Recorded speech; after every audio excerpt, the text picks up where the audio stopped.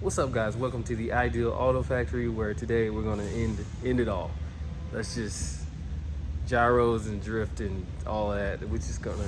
I'm smiling. We're gonna end this whole debate. Everything's gonna be solved. I did the tests. We're here. Let's get to this video. Keep God first, cause you're gonna need them on this one. All right, straight to it. Here's the Rhinomax. My gyro is right here. This is where I chose to put it. King of the street style. That whole event has elapsed. There's so many things that's happened since I actually tested this gyro method and mythology and things like that. So let me tell you the test setup, because this isn't it. The test setup was this gyro was up here on the right side. Then I put an identical one right here. So two YOKOMO V4s, one here and one here. This one controlled this servo, which was connected to these wheels. If I turned the wheel, it would turn the wheel on my transmitter to the actual car wheels. Then I had another one here, and then I put another one back here. And then I had my receiver. I had 3 gyros connected to channel 1. 3 gyros connected to channel 1 on the receiver. And from there, all I had to do was initialize all 3 gyros. So I watched all 3 of them do the little blinky, blinky, blink, and then boop, solid red. I had the gyro gain set at 70. From there, I disconnected the signal wire. So therefore, when I turned my wheel on the transmitter, these wheels would turn because of this servo, but the other 2, the gyro that was up here and the gyro that was here, did not have a steering input for the servos that were mounted up top. The reason being, I didn't want my steering to influence what was happening with the gyro. So therefore, if I was tilting to the left or to the right, the only thing that would happen would be these wiper arms would move instead of me drifting around a circle, and then now every time I turn the wheel, the gyros react and all that stuff. No, you got pure right to left gyro. Nothing related to my steering inputs affected these gyros. One was here, one was up here, and then I had the gyro for the actual car. So what that would entail would be a seamless, a true test of whether or not a gyro in the car, in motion, instead of all the little, demonstration things, whether or not that actually solved or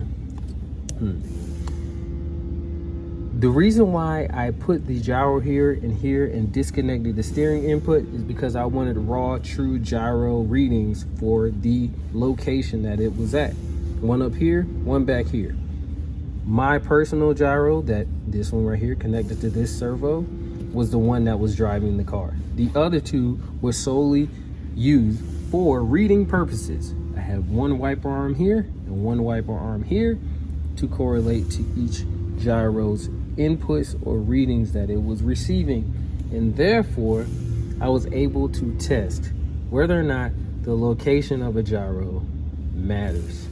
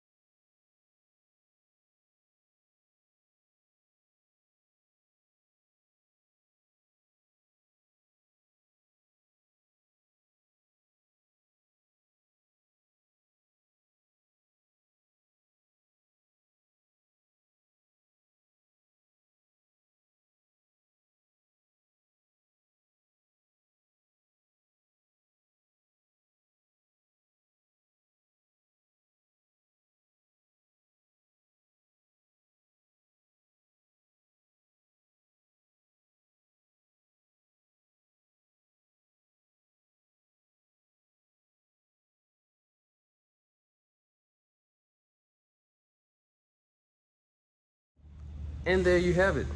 As you see, the wiper arms did not do anything different from each other. They looked like they were in tandem, perfect tandem.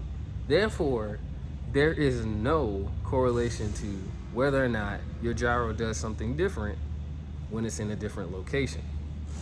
Now that we see that gyro placement does not matter, if you have spent all this time going down the rabbit hole with me and you've watched all the videos and you've come to this video looking for a different result, then I'm sorry, I didn't have one, but I really wished I did. So mathematically, scientifically, however you want to say it, you can see it across the board. Placing a gyro somewhere else is not going to make a difference. But what will make a difference is you spending time with your vehicle, fine-tuning these things, and actually placing your gyro in a spot that you care about, that you think will work best, and then going out there and driving it. Sadly, I don't have a Futaba GYD 450 that was originally in my car to show you all what actually happened, but I guarantee you, if looking back on it, if I was to do this all over again, which I'm not, you can do it, but if I was to do this all over again, I definitely would not be able to duplicate the same things, because now I understand that when you're tandeming, when you're driving by yourself, when you're with so many people, the first thing in your mind is not going to be, okay, he drifts better because his gyro is in the front. He drifts better because his gyro is in the back. She drifts better because her gyro is in the front. She drifts better because her gyro is in the rear. What you're going to find out is that all of these things make up a drift car. Gyro, servo tune, suspension, whether or not you got hard springs or soft springs, your weight ratio, weight ratio, the opinion size. So many things add up to whether or not you're going to drift well. And then on top of that, you got to practice. So not only are you spending so much time with me and you've made it this far in the video, but you sat there and you might say the most important thing is suspension. Well, for me, I went down the rabbit hole with gyro placement because of what happened with me, and then now I'm here after months. I put my gyro where I put my gyro, and I don't care about it anymore. Some people say it's going to never matter, and some people say it will. The best thing for you to do is understand that whatever's in that manual is there for a reason. So if you place it where vibration is going to come into play, you might not get the best performance out of your gyro. If you place it at a slant, you might not get the best performance out of your gyro. If you place it in the front or the rear, it may not make that big of a difference to where you're going to be on the track and you're going to say, oh my gosh, my gyro is the reason why I suck at drifting, or I'm really good at drifting. I think the end result for me is that I finally got to the end. I finally got to the place where I can be satisfied without outside research or outside influence. For myself, I know for a fact that the gyro placement does not matter, and therefore wherever I place it, I'm not going to have issues with the YOKOMO V4 at least that come up while drifting that I can blame the gyro for. Thank you for watching the video. I'll catch you on the next one. Peace.